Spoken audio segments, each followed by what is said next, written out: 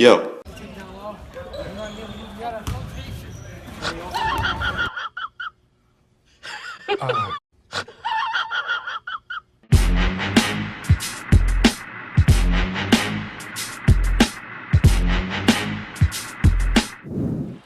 Lopez sets the screen.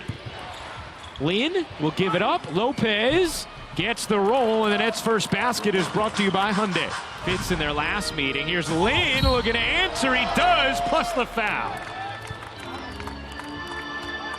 2 point guards, both kind of controlling the basketball right now for their respective teams. Here comes the screen by Lopez. Flanking right to the rim, up, under, and home. Second game of a quick 2-game trip for Brooklyn. Lin, everybody just let him go. Saw the seam, took it, and that's Mike Budenholzer saw it also. That's why he's out on the floor upset.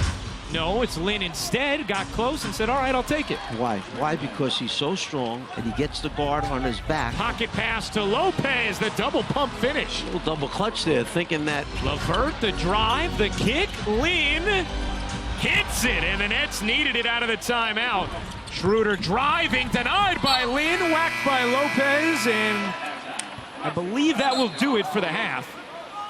We had 3 Hawks all running for the loose ball, except Lin got there first, and now Lopez trying it on the other end and finishes. Wanted the whistle. in my opinion. No, I think that's not only your opinion, it's accurate. LeVert cans the jumper, his first points of the game. Here's Lin around the Booker screen, connects, and Schroeder. Rondae Hollis-Jefferson gets ready to check in for Brooklyn as Lin finishes the play plus the foul. Never gave up on it. He knew he had picked up his dribble, but he had his steps to use. Watch. 18 turnovers for Atlanta. Lin shovels, Lopez connects. Schroeder lost it. Lin has it, and he's fouled in transition. And Lin stayed with it from behind and picked his pocket. Watch how he takes off and explodes. And Brook Lopez is now the Nets' all-time franchise leader. Here's Hollis-Jefferson pounding it down. Oh, what a mammoth hammer. And it nearly sent the Nets bench to SunTrust Park. We'll just dribble this out as Kenny Atkinson has his first win against his former club. 107-92, Brooklyn takes down Atlanta.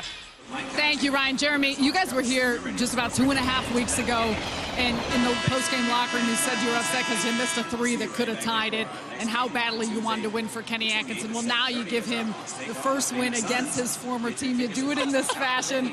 So can you describe what this moment is like for you, for your coach, and for the rest of the guys? You know, I think I felt like I owed him one, and I just wanted to come out here and just play hard, and 1 o'clock starts, so a lot of times whoever's ready or more ready will usually win the game on an early game. So we as a team really just felt like in Washington we didn't play the way that we wanted to. It wasn't up to our standards, and I thought that every single person was ready tonight who stepped on the floor. Yeah, big reason you guys jump out to that substantial lead early on is the bench, an absolutely dominant performance by that second unit. What did you see out of their play and where they took advantage? I felt like the bench just did a great defensively. I know they were down to the wire in terms of 24 seconds. They shot a lot of shots at the end of the shot clock, which means you're doing your coverages right. You're making it difficult. You're making them feel your defensive presence. And I felt like the bench did a great job, and then we got out and they moved the ball, they shared it, and you saw again like a lot of guys contributing on the bench. You know, it's not like one guy had 30, it's just 10, 8, 6, you know, stuff like that, and I think that just shows that they're doing it together.